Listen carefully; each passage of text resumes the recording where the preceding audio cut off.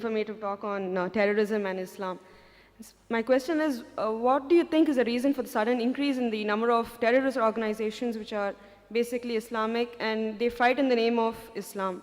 And since you say that Islam is giving the guidelines is that women, children, elderly people shouldn't be injured or killed, but there have been various bomb blasts and killings of women and children. What do you think is the reason for that? Thank you.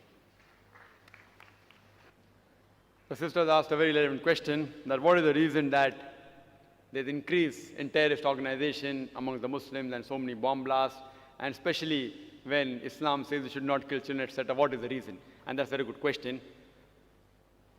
Personally, tell you again that personally I haven't met and interviewed any so-called 100% hardcore terrorist. I haven't met. But I can give the reasons, the logical answers why such thing may be happening. Number one, some people may really be terrorizing the innocent people. Some Muslims may be on the wrong track. They may not be following the guidance of the Quran. Like you have black sheep in every community. One of the number one terrorists of human history, who it is? It is Hitler. He has incinerated 6 million Jews. So can I blame Christianity for that? Hitler was a Christian. So I can't say because Hitler incinerated 6 million Jews, therefore Christianity says that you have to. He alone, if you add up all the terrorist organizations put together, I doubt whether they'll reach 6 million. One individual alone. Again, Mussolini. Mussolini is a Christian. So just because Mussolini killed thousands of innocent people, that does not mean I can blame Christianity for that. So there may be certain black sheep in the community. Black sheep may be calling themselves Muslims and may be in the wrong, maybe. Point number two. It can be that there are people who are harassed. Like you asked me, that today there is no Indian fighting for the freedom of the country. Do you find any Indian fighting for the freedom of the country? No. But 100 years back, you had several. So if you ask me, Brother Zakir, why did 100 years back there were many Indians fighting for the freedom? Because the British government ruled India. That's the reason people are fighting for their freedom. Today the British government has gone back, so no one is fighting for the freedom.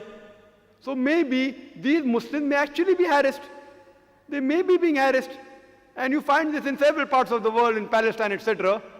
That you find that maybe if you go to the history, if you go back to the history and you find that they have really been harassed, and if no one is coming out to help them, they are resorting to whatever means they have. Like the example which is given in the Bible, David and Goliath. The stone was sufficient. So who's to blame? We are to blame. We are to blame that we aren't going to the root cause of the problem. If there's a terrorist organization, we have to go and really find out what is the reason that they have resorted to terrorism. The only way we can solve this problem. Just by killing them, these terrorists, it will not solve the problem. If you kill one, there will be 10 emerging. What we have to do, we have to go and find out what is the reason. Why are you resorting to this method? We have to go back to the root cause. It is like giving the example of Palestine. When Hitler incinerated 6 million Jews, the Jews were kicked out from Germany. And the Palestinians, they said, Ahlan wa sahlan, you are our cousins, come and join us. It is like I tell a stranger that if you have a problem, come and stay in my house. After a few years, he kicks me out of the house. And when I start making a noise outside my house, that see, these people have entered my house, so you call me a terrorist.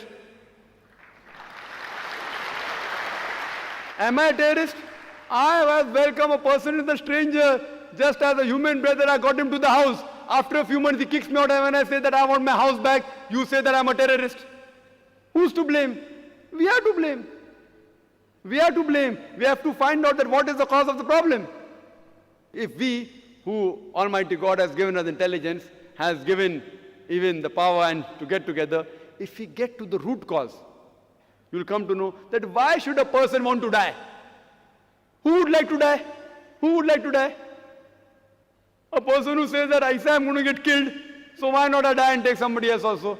So if you ask the psychologists, they will tell you the root cause is we have to go and ask these people that why are you doing all this? And many a times you'll find out that the truth is lying behind it. And the truth is that they may be being harassed, and some people may really be terrorists. Some people may be terrorists and the people for money, some people for fame, some people for politics. So I do agree, sister, that but majority what I feel that they are being troubled, whether it be Muslims, whether it be Hindu, whether it be Christians. There has to be a backlash. If a person cannot bear whatever torture that is undergoing, he resorts, the psychologists say, and I'm a medical doctor, I have done my studies in medicine, they have to retaliate. It is human nature. So why should a person who would not like to raise a finger would like to carry a gun in the hand? Why? So what we have to do, we have to find the root cause and try and solve this problem.